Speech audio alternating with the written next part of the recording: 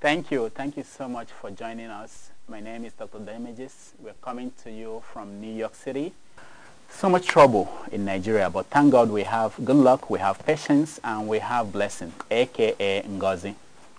Nigerians are celebrating because Lagos University Teaching Hospital just performed their second kidney transplant. I'm not a party pooper or a joy killer or something like that. But I believe that I speak for everyone when I say that even though he drinks heavily, it isn't a kidney that President Jonathan needs right now. What the president needs is brain transplant. Those in doubt of the need to do a brain transplant changed their position recently when President Jonathan asked for a 6-year single term for presidents and governors. The bill stated that he would not be a beneficiary of that change, but for some reasons, Nigerians do not believe him. His media spin master, Dr. Reuben Abati, gave the president what I think was a kind of great advice. He said, you should identify every Nigerian in opposition, give him or her a piece of land in Abuja, and they will all chill. The president was slow in understanding. How do you know it will work? He asked Dr. Reuben Abati.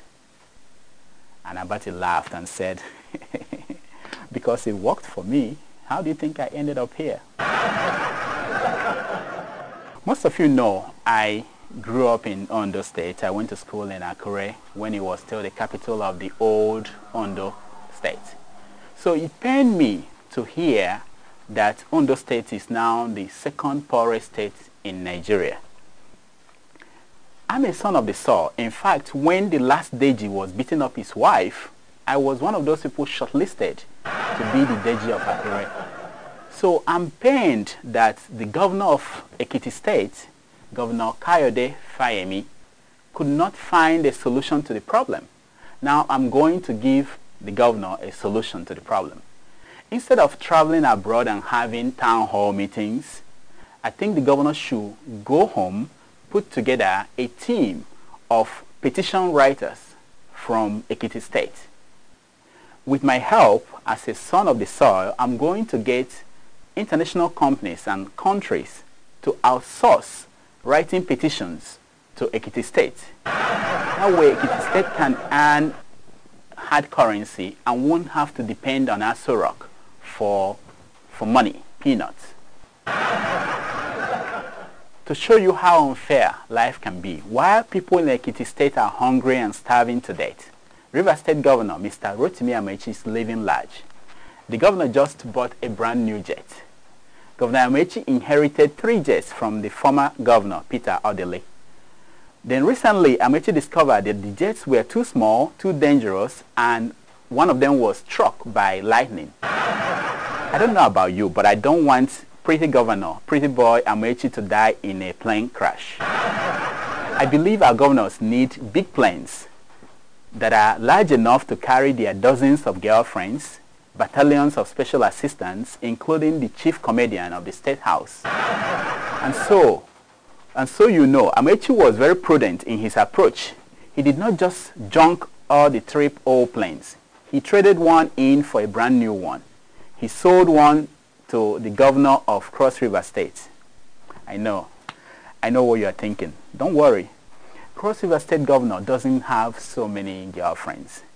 He's also a prayer warrior, so lightning does not strike his plane. He sends lightning back to the sender. If I'm not mistaken, I think one plane is left, and I would suggest that Governor Amaechi should dash that plane to the governor of Ekiti State. That way, he will have a plane in which he will be flying around the world having town hall meetings with Ekiti people. You know, we want everyone to be happy, but women in Plateau State are not happy. The Plateau State government has barred women from wearing trousers in government offices. That move has been criticized by the National Association of Nigerian Women, Trouser Makers Association of Nigeria, and many others.